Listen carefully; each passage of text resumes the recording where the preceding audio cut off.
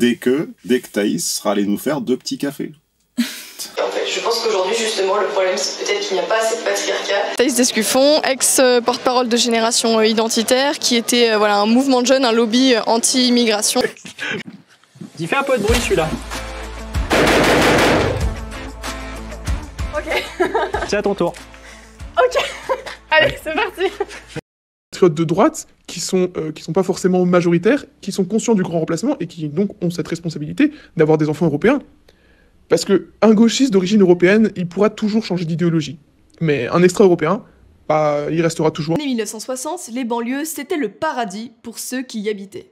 C'était l'accès à la modernité, l'accès aux services publics, c'est-à-dire les blancs, de façon plus explicite, ou les occidentaux, qui sont menacés de disparaître. Et je pense que si vous me suivez, vous êtes au courant.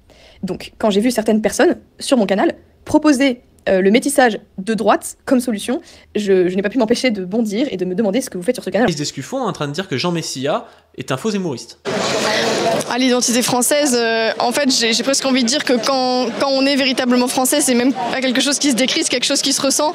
On a découvert, je pense que c'est aujourd'hui, que finalement tu as un nouveau combat. Apparemment, tu t'occupes donc du droit des femmes indiennes, c'est ça? Et donc, c'est pour ça que tu as mis un point rouge.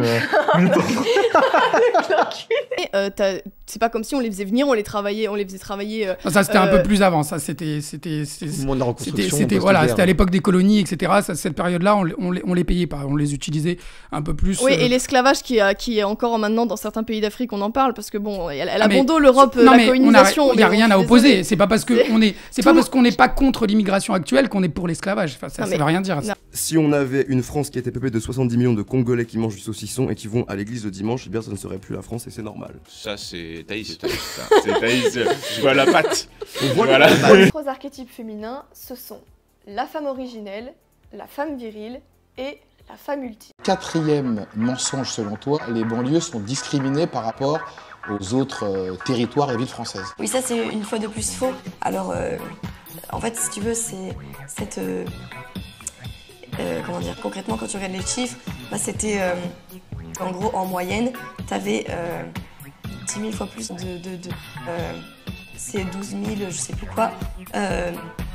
Ils ont des... Comment dire, même ils sont même pas discriminés socialement parce que t'as un tas de tu sais, de... en fait, si tu veux, c'est... comment dire, voilà, on va où en fait? J'aime mon pays, comment peux-tu en douter? J'aime aussi le Seigneur car il pardonnera mes péchés. J'aime mon pays, comment peux-tu en douter? J'aime aussi le Seigneur car il pardonnera mes péchés.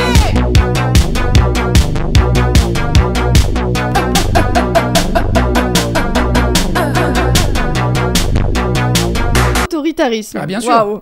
Bah, si tu veux que tout le monde, bah, si tu développe, après on passe à une c'est question, fou, mais c'est le principe. Si tu veux que tout le monde ait ait des prénoms français, tu empêches des gens de faire ce qu'ils veulent, tout simplement.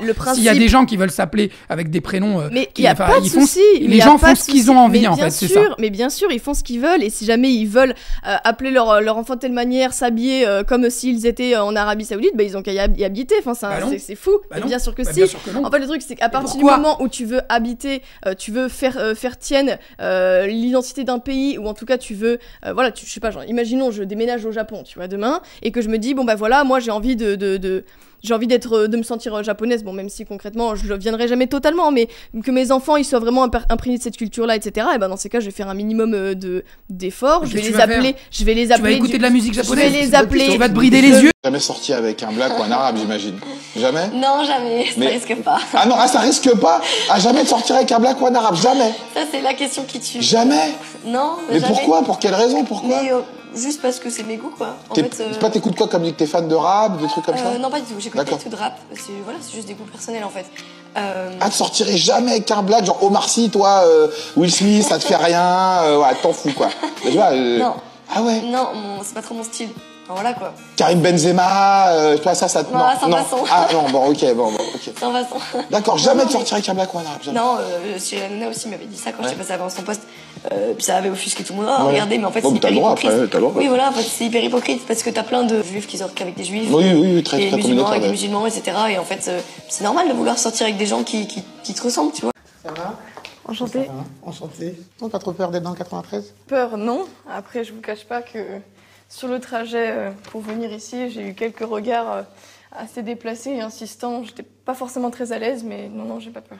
En fait, je pense qu'aujourd'hui, justement, le problème, c'est peut-être qu'il n'y a pas assez de patriarcat. Si déjà, un minimum, si déjà ils peuvent parler français, c'est quand même pas mal. Un Québécois parle français, c'est pas pour autant que non, mais je te dis, c'est l'ensemble de caractéristiques. Je te dis pas justement, c'est pas alors juste en parlant les autres français. Caractéristiques je suis en train de te dire, c'est l'histoire, c'est la géographie, c'est la culture, la langue, le peuple, les traditions. Ça veut dire quoi? Non, mais la culture, c'est la musique, c'est la gastronomie, c'est l'architecture. Mais bien sûr que c'est si. ultra subjectif ce que t'es en train de dire. Hier soir, nouvel attentat à Éragny-sur-Oise. Il est devenu normal qu'un professeur puisse se faire décapiter en pleine rue par un islamiste. Qu'est-ce que tu attends? Tu n'as plus le choix maintenant, on n'a plus le choix. Engage-toi.